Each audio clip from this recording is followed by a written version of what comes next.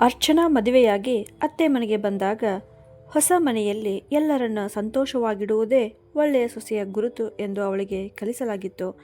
ಆದ್ದರಿಂದ ಅರ್ಚನಾ ಎಲ್ಲ ಮಾತುಗಳನ್ನು ನಗುತ್ತಲೇ ಒಪ್ಪಿಕೊಂಡಿದ್ದಳು. ಆದರೆ ಅವಳ ಅಕ್ಕ ಕಲ್ಪನಾ ಮತ್ತು ಅತ್ತೆ ಚಂದ್ರಕಲಾ ಅವರಿಗೆ ಅರ್ಚನಾಳ ಒಳ್ಳೆಯತನವೇ ಅವಳ ದೊಡ್ಡ ದೌರ್ಬಲ್ಯ ಎಂದು ತೋಚಿತು. ಪ್ರತಿದಿನ ಬೆಳಗ್ಗೆ ಅವಳ ದಿನ ಅಡಿಗೆ ಮನೆಯಿಂದಲೇ ಆರಂಭವಾಗುತ್ತಿತ್ತು.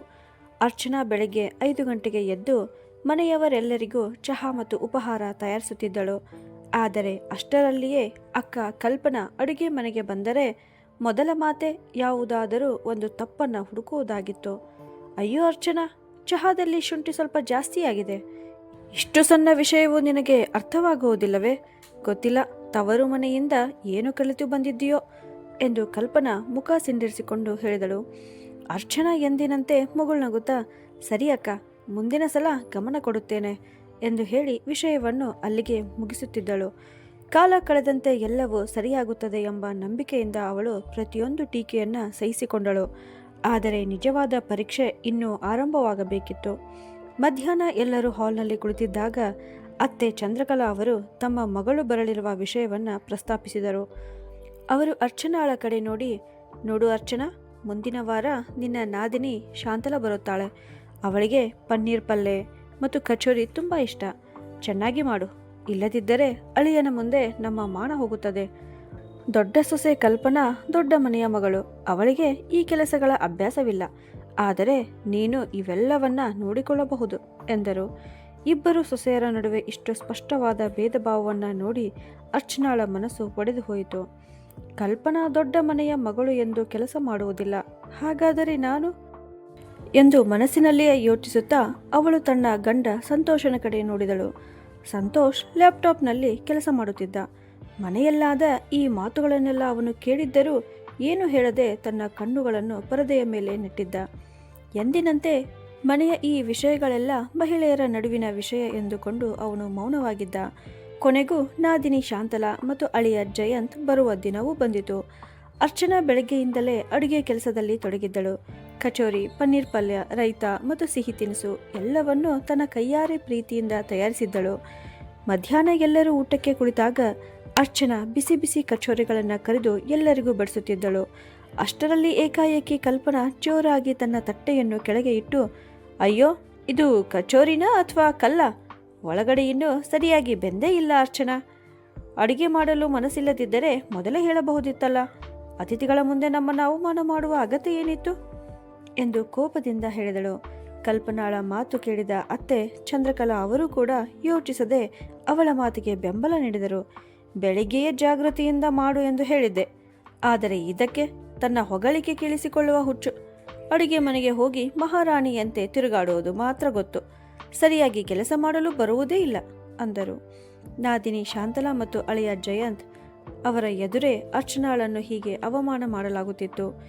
ಈ ಬಾರಿಯೂ ಸಂತೋಷ್ ತನ್ನ ತಟ್ಟೆಯನ್ನು ನೋಡುತ್ತಾ, ಅರ್ಚನಾ, ಎಲ್ಲ ಪದಾರ್ಥಗಳಲ್ಲಿಯೂ ಉಪ್ಪು ಸ್ವಲ್ಪ ಕಡಿಮೆಯಾಗಿದೆ, ಸ್ವಲ್ಪ ಗಮನ ಕೊಡು ಎಂದು ಹೇಳಿದ. ಅದೇ ಕ್ಷಣದಲ್ಲಿ ಅರ್ಚನಾಳ ತಾಳ್ಮೆ ಸಂಪೂರ್ಣವಾಗಿ ಮುರಿದು ಬಿದ್ದಿತು. ಅವಳು ಕಚೋರಿಯ ತಟ್ಟೆಯನ್ನು ನಿಧಾನವಾಗಿ ಸ್ಲ್ಯಾಬ್ ಮೇಲೆ ಇಟ್ಟಳು. ಕೈಗಳನ್ನು ಒರೆಸಿಕೊಂಡು ನೇರವಾಗಿ ಡೈನಿಂಗ್ ಟೇಬಲ್ ಬಳಿ ಬಂದು ನಿಂತಳು. ಈ ಬಾರಿ ಅವಳ ಕಣ್ಣಿನಲ್ಲಿ ಕಣ್ಣೀರು ಇರಲಿಲ್ಲ, ಅದರ ಬದಲು ತಣ್ಣನೆಯ ಕೋಪದ ಜ್ವಾಲೆ ಹೊತ್ತಿ ಉರಿಯುತ್ತಿತ್ತು. ಅರ್ಚನಾ ನೇರವಾಗಿ ಕಲ್ಪನಾಳ ಕಣ್ಣಲ್ಲಿ ಕಣ್ಣಿಟ್ಟು ನೋಡುತ್ತಾ, ಅಕ್ಕ, ಇಂದು ಬೆಳಗ್ಗೆಯಿಂದ ಈ ಅಡುಗೆ ಮನೆಯಲ್ಲಿ ಮಾಡುತ್ತಿರುವ ಕಚೋರಿಗಳಲ್ಲಿ ಕನಿಷ್ಠ 4 ಕಚೋರಿಗಳನ್ನು ನೀವು ಈಗಾಗಲೇ ಅಡುಗೆ ಮನೆಗೆ ಬಂದು ತಿಂದಿದ್ದೀರಿ. ಆಗ ಅವು ತುಂಬ ಚೆನ್ನಾಗಿವೆ ಎಂದು ನೀವೇ ಹೇಳಿದ್ದೀರಿ. ಹಾಗಾದರೆ ಈಗ ಇದ್ದಕ್ಕಿದ್ದಂತೆ ಅಳಿಯನ ಮುಂದೆ ಅವು ಕಲ್ಲಿನಂತಾಗಿದ್ದು ಹೇಗೆ ಅಂತ ಕೇಳಿದಳು. ಇಡೀ ಕೋಣೆಯಲ್ಲಿ ನಿಶಬ್ದ ಆವರಿಸಿತು. ಅಳಿಯ ಜಯಂತ್ ಕೂಡ ಅಸಹಜವಾಗಿ ತನ್ನ ತಟ್ಟೆಯಲ್ಲಿದ್ದ ಕಚೋರಿಯನ್ನು ನೋಡಿದ. ಅದು ಸಂಪೂರ್ಣವಾಗಿ ಚೆನ್ನಾಗಿ ಬೇಯಲಾಗಿತ್ತು. ಅರ್ಚನಾ, ಇದು ಯಾವ ರೀತಿಯ ವರ್ತನೆ? ಅವಳು ನಿನ್ನ ಅಕ್ಕ ಎಂದು ಅತ್ತೆ ಚಂದ್ರಕಲಾ ಅವರು ಗದರಿಸಿದರು. ಅಸಭ್ಯವಾಗಿ ವರ್ತಿಸುತ್ತಿರುವುದು ನಾನು ಅಲ್ಲ ಅತ್ತೆ, ನೀವೆಲ್ಲರೂ. ಈ ಬಾರಿ ಅರ್ಚನಾಳ ಧ್ವನಿ ನಡುಗುತ್ತಿರಲಿಲ್ಲ, ಅದು ಸ್ಪಷ್ಟವಾಗಿಯೂ ದೃಢವಾಗಿಯೂ ಕೇಳಿಸುತ್ತಿತ್ತು. ಬೆಳಗ್ಗೆಯಿಂದ ನಿಮ್ಮ ಮಗಳು ಮತ್ತು ಅಳಿಯನಿಗೆ ಯಾವುದೇ ಕೊರತೆಯಾಗಬಾರದು ಎಂದು ನಾನು ಒಂದು ಹನಿ ನೀರು ಕುಡಿಯದೆ ಕೆಲಸ ಮಾಡುತ್ತಿದ್ದೇನೆ. ಆದರೆ ನೀವೆಲ್ಲ ಸೇರಿ ನನ್ನನ್ನು ಅವಮಾನಿಸಲು ಒಂದಲ್ಲ ಒಂದು ನೆಪ ಹುಡುಕುತ್ತಿದ್ದೀರಿ ಅಂತ ಹೇಳಿದಳು. ಅಷ್ಟರಲ್ಲಿ ಸಂತೋಷ್ ಎದ್ದು ನಿಂತು, ಅರ್ಚನಾ, ಸುಮ್ಮನಾಗು. ಮನೆಯ ವಿಷಯಗಳನ್ನು ಮನೆಯಲ್ಲೇ ಇಟ್ಟುಕೋ, ಅತಿಥಿಗಳ ಮುಂದೆ ನಾಟಕ ಮಾಡಬೇಡ ಅಂತ ಹೇಳಿದ. ಅರ್ಚನಾ ಸಂತೋಷನ ಕಡೆ ತಿರುಗಿ ನೋಡಿದಳು. ತನ್ನ ಜೀವನದ ದೊಡ್ಡ ಆಧಾರವಾಗಿರಬೇಕಾದ ವ್ಯಕ್ತಿಯೇ ಇಂದು ತನ್ನ ವಿರುದ್ಧ ನಿಂತಿದ್ದ. ನಾಟಕ ನಾನು ಮಾಡುತ್ತಿಲ್ಲ ಸಂತೋಷ್, ಪ್ರತಿದಿನ ನನ್ನನ್ನೇ ನಾಟಕದ ಪಾತ್ರವನ್ನಾಗಿ ಮಾಡಲಾಗುತ್ತಿದೆ. ನೀನು ಮಾತ್ರ ಮೌನ ಪ್ರೇಕ್ಷಕನಾಗಿ ಎಲ್ಲವನ್ನ ನೋಡುತ್ತಿದ್ದೀಯ. ಇಂದು ಕೂಡ ನಾನು ಮೌನವಾಗಿದ್ದರೆ ನನ್ನ ಮೇಲೆಯೇ ನಾನು ಅನ್ಯಾಯ ಮಾಡಿಕೊಂಡಂತಾಗುತ್ತದೆ. ಈ ಮನೆಯಲ್ಲಿ ಇರಬೇಕಾದರೆ ನನ್ನ ಆತ್ಮ ಗೌರವವನ್ನೇ ತ್ಯಾಗ ಮಾಡಬೇಕು ಎಂದಾದರೆ ಅಂತಹ ಷರತ್ತು ನನಗೆ ಒಪ್ಪುವುದಿಲ್ಲ ಅಂತ ಸ್ಪಷ್ಟವಾಗಿ ಹೇಳಿದಳು. ಅಷ್ಟರಲ್ಲಿ ಇದುವರೆಗೆ ಯಾವಾಗಲೂ ಮೌನವಾಗಿದ್ದ ಮಾವ ದಿವಾಕರ್ ಅವರು ತಮ್ಮ ತಟ್ಟೆಯನ್ನು ಪಕ್ಕಕ್ಕೆ ಇಟ್ಟರು. ಮೊದಲು ತಮ್ಮ ಮಗಳು ಶಾಂತಲಾ ಮತ್ತು ಅಳಿಯ ಜಯಂತ್ ಅವರ ಕಡೆ ನೋಡಿದರು. ನಂತರ ಪತ್ನಿ ಚಂದ್ರಕಲಾ ಅವರ ಕಡೆ ತಿರುಗಿ, ಚಂದ್ರಕಲಾ, ಕಚೋರಿ ತುಂಬ ಚೆನ್ನಾಗಿದೆ. ಸೊಸೆ ಬೆಳಗ್ಗೆಯಿಂದ ಎಷ್ಟು ಕಷ್ಟಪಟ್ಟು ಕೆಲಸ ಮಾಡುತ್ತಿದ್ದಾಳೆ ಎಂಬುದು ನಾನು ನನ್ನ ಕಣ್ಣಾರೆ ನೋಡಿದ್ದೇನೆ. ಮತ್ತು ದೊಡ್ಡ ಸೊಸೆ, ನಿನಗೆ ಊಟದಲ್ಲಿ ಇಷ್ಟೊಂದು ತಪ್ಪುಗಳು ಕಾಣುತ್ತಿದ್ದರೆ ನಾಳೆಯಿಂದ ಅಡಿಗೆ ಮನೆಯ ಸಂಪೂರ್ಣ ಜವಾಬ್ದಾರಿ ನಿನ್ನದೇ ಎಂದು ಹೇಳಿದರು. ಅದನ್ನು ಕೇಳಿದ ಕೂಡಲೇ ಕಲ್ಪನಾಳ ಮುಖ ಬೀಳಿಚಿಕೊಂಡಿತು. ಅವಳು ಅತ್ತೆಯ ಕಡೆ ನೋಡಿದಳು. ಆದರೆ ಈ ಬಾರಿ ಚಂದ್ರಕಲಾ ಅವರಿಗೆ ಏನು ಹೇಳುವ ಧೈರ್ಯವಾಗಲಿಲ್ಲ. ಏಕೆಂದರೆ ಮನೆಯ ಅಂತಿಮ ನಿರ್ಧಾರ ಯಾವಾಗಲೂ ದಿವಾಕರ್ ಅವರದ್ದೇ ಆಗಿತ್ತು. ದಿವಾಕರ್ ಅವರು ಅರ್ಚನಾಳ ಕಡೆ ನೋಡಿ, ಸೊಸೆ, ನಿನ್ನ ತಟ್ಟೆ ತೆಗೆದುಕೊಂಡು ಬಾ, ನಮ್ಮ ಜೊತೆಗೆ ಕುಳಿತು ಊಟ ಮಾಡು. ಇಂದಿನಿಂದ ಈ ಮನೆಯಲ್ಲಿ ಎಲ್ಲ ಕೆಲಸವೂ ಸಮಾನವಾಗಿ ಹಂಚಿಕೊಳ್ಳಲಾಗುತ್ತದೆ, ಗೌರವವೂ ಸಮಾನವಾಗಿರುತ್ತದೆ ಎಂದರು. ಸಂತೋಷ್ ನಾಚಿಕೆಯಿಂದ ತಲೆ ತಗ್ಗಿಸಿದ. ಅರ್ಚನಾ ನಿಧಾನವಾಗಿ ಕುರ್ಚಿ ಎಳೆದು ಕುಳಿತಳು. ಆ ದಿನದ ಊಟ ಬಹುಶಃ ಎಂದಿನಷ್ಟು ಸಂತೋಷದಿಂದ ನಡೆದಿರಲಿಲ್ಲ. ಆದರೆ ಹಲವು ವರ್ಷಗಳಿಂದ ಮನಸ್ಸಿನ ಮೇಲೆ ಹೊತ್ತುಕೊಂಡಿದ್ದ ಭಾರ ಮಾತ್ರ ಇಂದು ಅವಳಲ್ಲಿ ಇರಲಿಲ್ಲ. ಇಂದು ಅವಳು ತನ್ನ ಆತ್ಮಗೌರವದ ಮುಂದೆ ಒಂದು ಗಟ್ಟಿ ಗೆರೆಯನ್ನು ಎಳೆದಿದ್ದಳು. ಆ ಗೆರೆಯನ್ನು ದಾಟುವ ಧೈರ್ಯ ಈ ಮನೆಯ ಯಾರಿಗೂ ಮತ್ತೆ ಇರಲಿಲ್ಲ. ಮಾವನ ಆ ಒಂದೇ ಒಂದು ನಿರ್ಧಾರ ಇಡೀ ಮನೆಯ ವಾತಾವರಣವನ್ನೇ ಬದಲಿಸಿಬಿಟ್ಟಿತು. ಅಡಿಗೆ ಮನೆಯಲ್ಲಿ ಕಲ್ಪನಾಳ ಏಕಪಕ್ಷೀಯ ಅಧಿಕಾರ ಮತ್ತು ಅತ್ತೆ ಚಂದ್ರಕಲಾ ಅವರ ಪಕ್ಷಪಾತ ಒಂದೇ ಕ್ಷಣದಲ್ಲಿ ಕೊನೆಗೊಂಡಿತು. ಆದರೆ ವರ್ಷಗಳಿಂದ ಬೆಳೆದಿದ್ದ ಅಭ್ಯಾಸಗಳು ಅಷ್ಟು ಬೇಗ ಬದಲಾಗುವುದಿಲ್ಲ. ಮೇಲ್ನೋಟಕ್ಕೆ ಎಲ್ಲವೂ ಶಾಂತವಾಗಿದ್ದರೂ ಒಳಗೆ ಒಂದು ಮೌನದ ಹೋರಾಟ ಶುರುವಾಗಿತ್ತು. ಮರುದಿನ ಬೆಳಗ್ಗೆ ಅರ್ಚನಾ ಎಂದಿನಂತೆ 5 ಗಂಟೆಗೆ ಎದ್ದಳು. ಆದರೆ ಈ ಬಾರಿ ಅವಳು ತನ್ನನ್ನು ತಾನೇ ಅಡಿಗೆ ಮನೆಗೆ ಹೋಗುವುದರಿಂದ ತಡೆದುಕೊಂಡಳು. ಏಕೆಂದರೆ ದಿವಾಕರ್ ಅವರು ಸ್ಪಷ್ಟವಾಗಿ ಹೇಳಿದರು, ಈ ಮನೆಯ ಕೆಲಸಗಳು ಇನ್ನು ಮುಂದೆ ಎಲ್ಲರಿಗೂ ಸಮಾನವಾಗಿ ಹಂಚಿಕೊಳ್ಳಬೇಕು ಎಂದು. ಆದ್ದರಿಂದ ಅರ್ಚನಾ ಅಡಿಗೆ ಮನೆಗೆ ಹೋಗುವ ಬದಲು ಹಾಲ್ಗೆ ಬಂದು ಶಾಂತವಾಗಿ ಕುಳಿತುಕೊಂಡಳು. ಅವಳು ಹಾಲ್ನಲ್ಲಿ ಕುಳಿತು ಪತ್ರಿಕೆ ಓದಲು ಆರಂಭಿಸಿದಳು. ಸುಮಾರು 6:30 ಗಂಟೆಗೆ ಕಣ್ಣು ಒರೆಸಿಕೊಳ್ಳುತ್ತಾ ಅಕ್ಕ ಕಲ್ಪನಾ ತನ್ನ ಕೊಠಡಿಯಿಂದ ಹೊರಬಂದಳು. ಹಾಲ್ನಲ್ಲಿ ಅರ್ಚನಾ ನೆಮ್ಮದಿಯಾಗಿ ಕುಳಿತಿರುವುದನ್ನು ಕಂಡ ತಕ್ಷಣ ಅವಳ ಹೆಜ್ಜೆಗಳು ಅಲ್ಲಿಯೇ ನಿಂತವು. ಅವಳ ಮುಖದಲ್ಲಿ ಕೋಪ ಸ್ಪಷ್ಟವಾಗಿ ಕಾಣಿಸುತ್ತಿತ್ತು.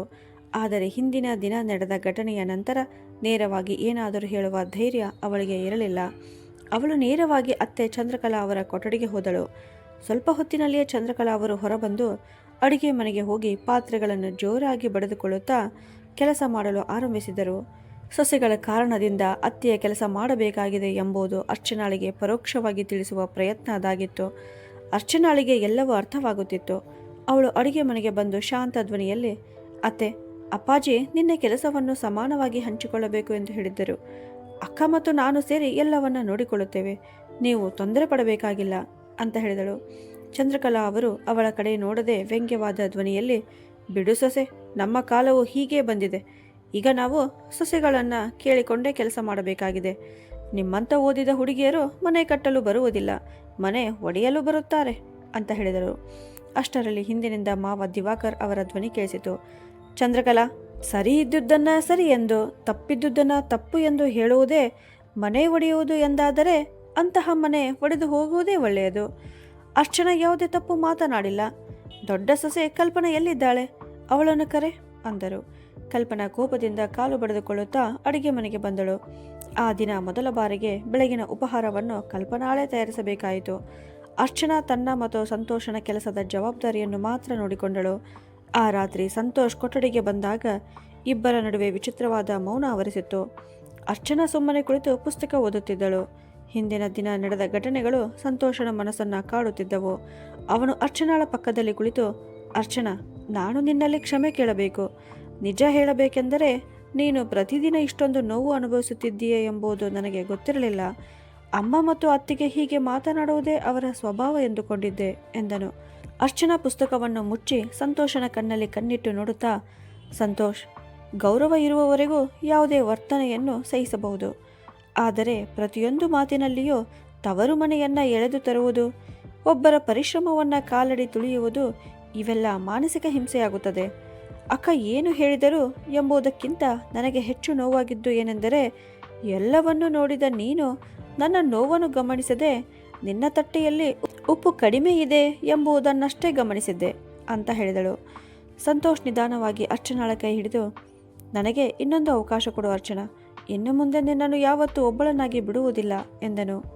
ಹೀಗೆ 2 ವಾರಗಳು ಕಳೆದವು. ಮನೆಯಲ್ಲಿ ಕೆಲಸಗಳ ಹಂಚಿಕೆ ಸಮಾನವಾಗಿತ್ತು. ಆದರೆ ಕಲ್ಪನಾ ಮತ್ತು ಅತ್ತೆ ಕಾವೇರಿ ಅವರ ಮನಸ್ಸಿನಲ್ಲಿ ಇನ್ನೂ ಒಂದೇ ಯೋಚನೆ ಇದ್ದಿತು, ಅರ್ಚನಾಳನ್ನು ಮತ್ತೊಮ್ಮೆ ಹೇಗಾದರೂ ಅವಮಾನಿಸಬೇಕು ಅಂತ. ಒಂದು ದಿನ ದಿವಾಕರ್ ಅವರು ಮನೆಯಲ್ಲಿ ಕೆಲ ಪ್ರಮುಖ ಅತಿಥಿಗಳು ಬರಲಿದ್ದಾರೆ ಎಂದು ತಿಳಿಸಿದರು. ಅವರ ಕೆಲವು ಹಳೆಯ ಪರಿಚಯಸ್ಥರು ಮನೆಗೆ ಭೇಟಿ ನೀಡಲಿದ್ದರು.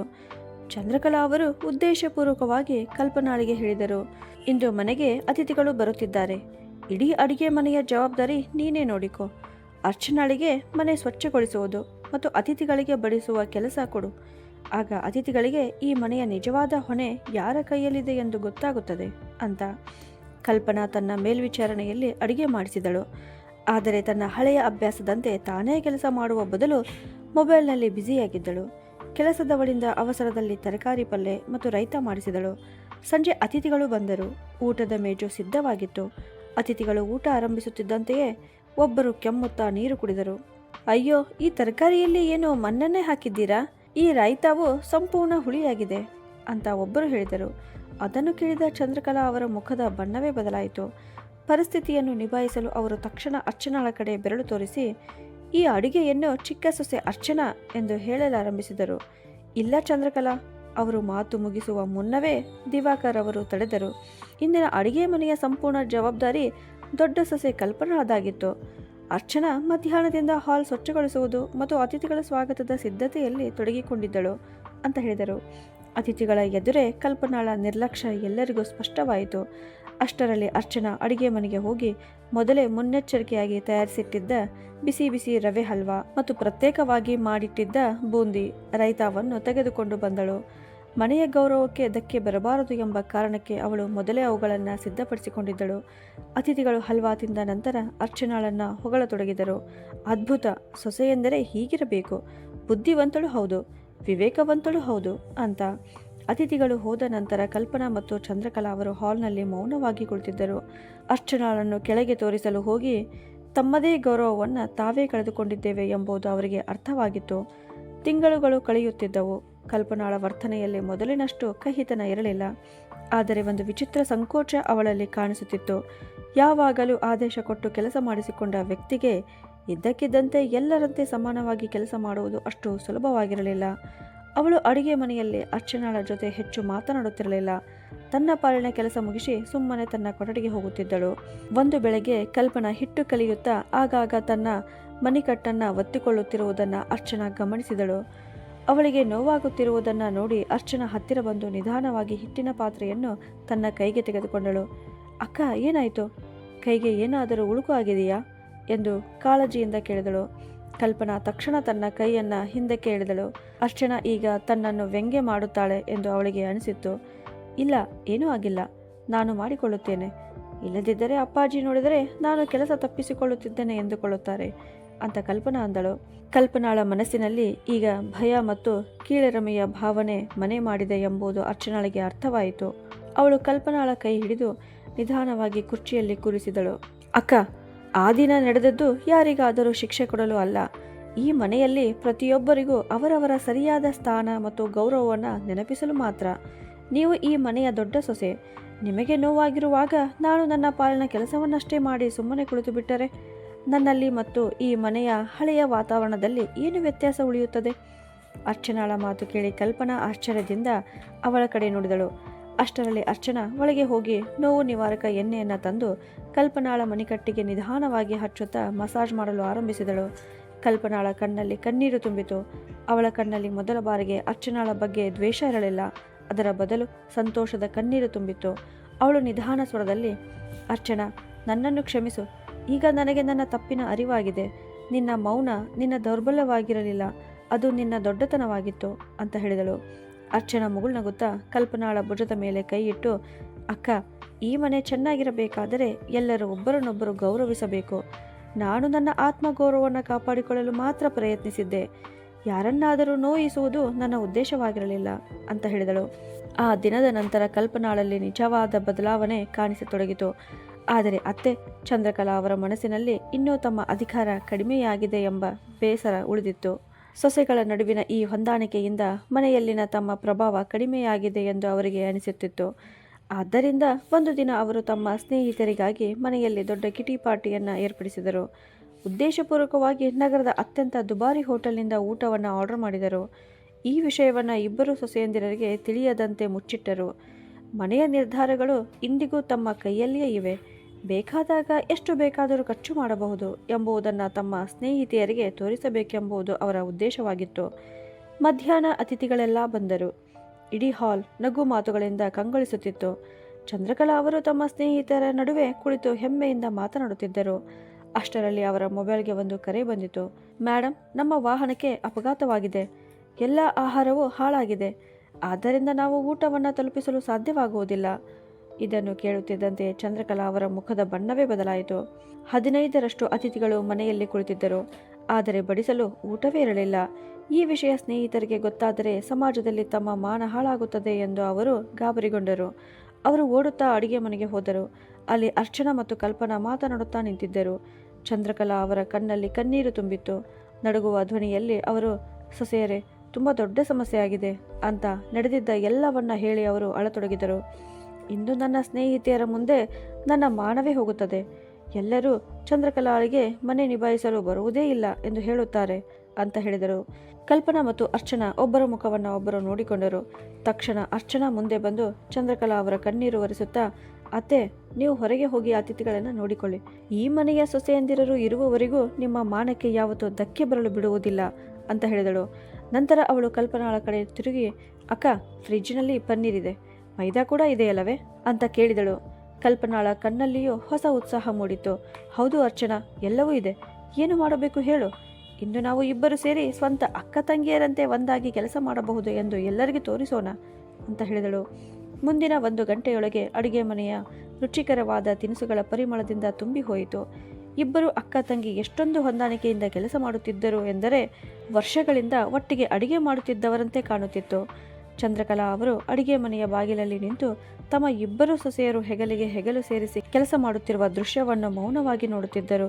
ಇಂದು ಚಂದ್ರಕಲಾ ಅವರ ಕಣ್ಣಿನ ಮೇಲಿದ್ದ ಅಹಂಕಾರದ ಪರದೆ ಸಂಪೂರ್ಣವಾಗಿ ಕಳಚಿ ಹೋಗಿತ್ತು. ಅತಿಥಿಗಳ ಮುಂದೆ ಬಿಸಿ ಬಿಸಿ ಊಟ ಬಡಿಸಿದಾಗ ಎಲ್ಲರೂ ಅದರ ರುಚಿಯನ್ನು ಹೊಗಳುತ್ತಾ ತಿನ್ನತೊಡಗಿದರು. ಚಂದ್ರಕಲಾ ಅವರ ಒಬ್ಬ ಸ್ನೇಹಿತೆ ಹೇಳಿದರು, ಚಂದ್ರಕಲಾ, ನಿಜವಾಗಿಯೂ ಒಪ್ಪಲೇಬೇಕು. ಹೊರಗಿನ ಹೋಟೆಲ್ನ ಊಟವೂ ಇಷ್ಟು ರುಚಿಯಾಗಿರುವುದಿಲ್ಲ. ನಿನ್ನ ಅದೃಷ್ಟ ತುಂಬ ಚೆನ್ನಾಗಿದೆ ಅಂತ. ಚಂದ್ರಕಲಾ ಅವರು ಮುಗುಳ್ನಗುತ್ತಾ ತಮ್ಮ ಇಬ್ಬರು ಸೊಸೆಯರನ್ನ ಮುಂದೆ ಕರೆದು ಎಲ್ಲರ ಎದುರೇ ಅವರನ್ನು ಹೃದಯಕ್ಕೆ ಹಚ್ಚಿಕೊಂಡರು. ಅಷ್ಟರಲ್ಲಿ ಮಾವ ದಿವಾಕರ್ ಅವರು ಮತ್ತು ಸಂತೋಷ್ ಕಚೇರಿಯಿಂದ ಈಗಷ್ಟೇ ಮನೆಗೆ ಬಂದರು.